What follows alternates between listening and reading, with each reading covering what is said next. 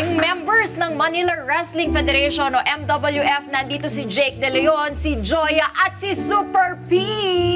Yan, good morning. At si Jake De Leon, siya ang current champion. Hindi naman masyadong halata. Hindi nga.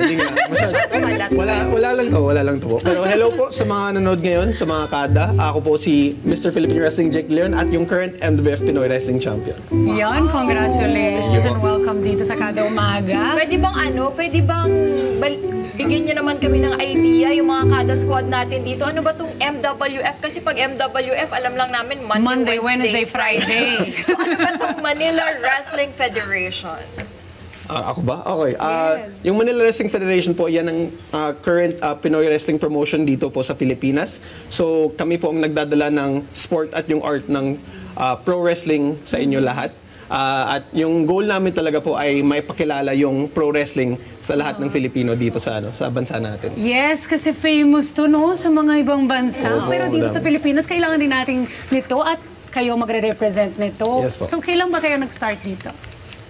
Ang MWF po, nag-start po ng 2017.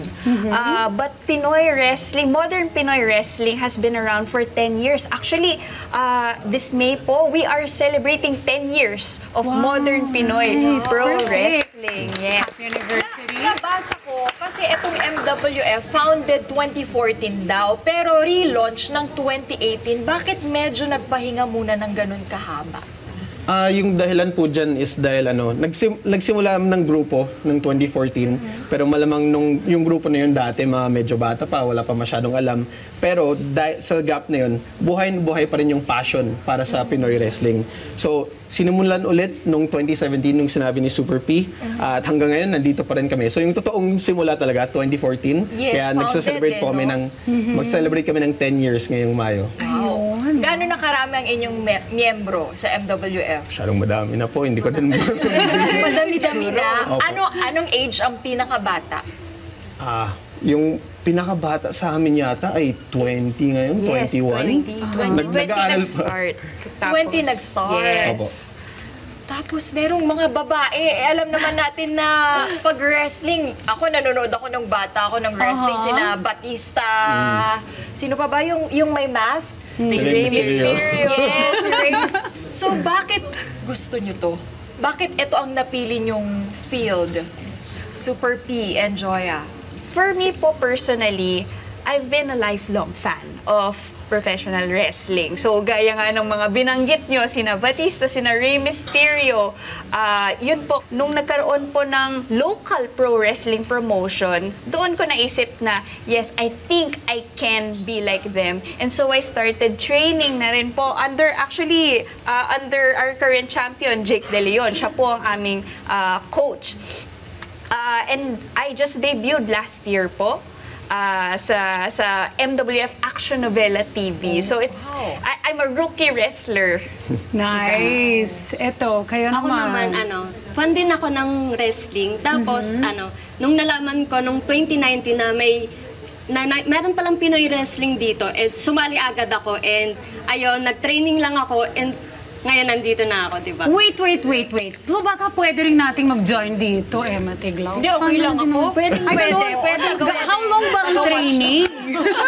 Huwag mo na ako invite. Actually, nag-training ako nung 2019, tapos nag-debut ako nung 2022, December 2022. Ay, so almost 3 years na training. Kayo naman, how long yung training niyo po? 2018 po ako nag-start. Kaya lang, nagkaroon ng pandemic. So, medyo natigil po ng Nahinto kaunti konti. ang pro wrestling sa Pilipinas. Tapos nagkaroon po ako ng injury, so 1 year. Ala. So, kaya medyo natagalan po ang process. Pero, sulit. Worth it naman po. Habang nagsasalita ka nga, Super P, tinitignan ko yung kamay mo kung meron ka mga bugbog, kaya takot ako.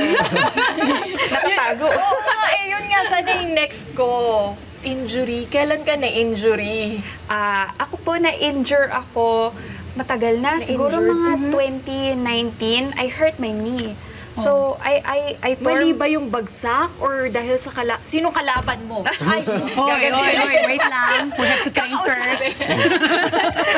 ano po, it's normal for us to have certain injuries during training. Napunit ang aking tuhod, which required surgery. ACL ba to? ACL noong 2022. Yes. Ouch. After mo ma-experience yun, ginusto mo pa rin. Yes, mahal na mahal Bakit? po. Mahal na mahal ko po talaga ang pro wrestling. Kaya we have to will it to happen. Kanina nabanggit mo Nabanggit mo yung action novela. novela. I'm curious about that. Gusto mo sabihin sa amin. yan. So yung Action Jake? Novela TV po, yun yung parang almost weekly show namin na nagaganap po siya sa Rock of Manila TV, under RJ TV po. At doon makikita mo lahat ng laban namin, lahat ng kwento, lahat ng drama, lahat ng action, lahat ng comedy na Nice. nagaganap sa Manila Wrestling Federation.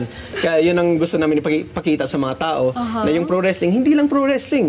Marami din nagaganap na para makilala ang mga characters namin at also yung mga kwento namin para mag-enjoy kayo. Wait lang, paano mo mapipili yung character mo? How does that happen? Para Turo mo sa akin, amin.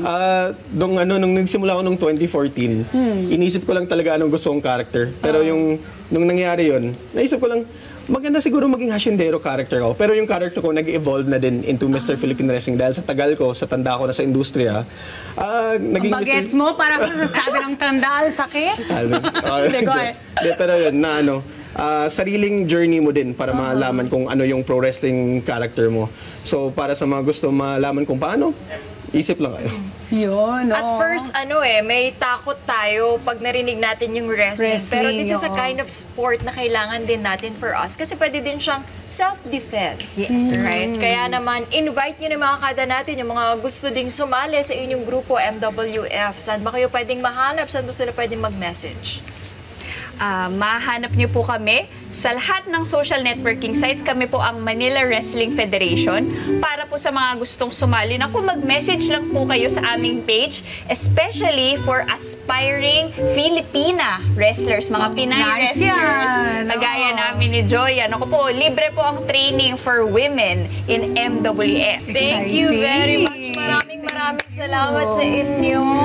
Joya, Jake, and Super P. And congratulations, Jake. Thank you so Maraming much. salamat sa pagbisita sa amin dito sa Kada Umaga. Ayan. Hi, mga ka-Net 25! This is Emma Tiglao. For more Kada Umaga updates, just click the subscribe button and follow us on Net25 social media pages at Net25 TV and at Net25 Entertainment Facebook page.